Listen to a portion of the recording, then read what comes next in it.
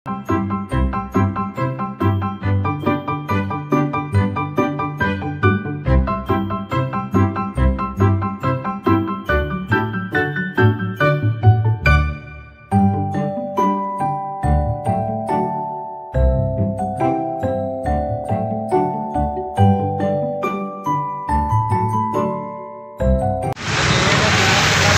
आज आपण नागपूर कामगार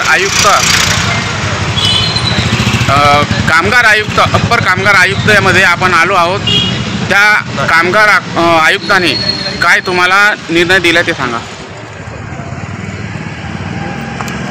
माननीय अप्पर कामगार आयुक्त यांनी संघटनेने जो निवेदन दिलं होतं 1 ते 20 मागण्यांचं, त्या मागण्यावर त्यांनी मागील 2-3 बैठकापासून चर्चा केली होती आणि आज शेवटची चर्चा आज झाली।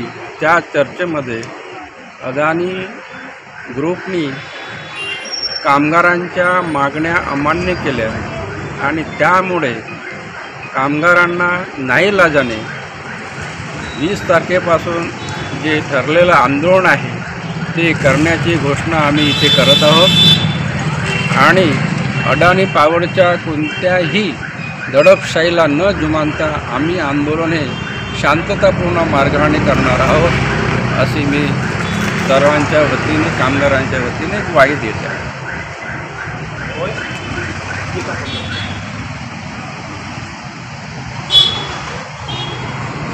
रोजंदारी कामगार सेना शाखा तिरोडाचे अध्यक्ष, तुमचे काय म्हणणं आहे? मागील 18/2/2025 रोजंदारी मजदूर सेना या संघटनाने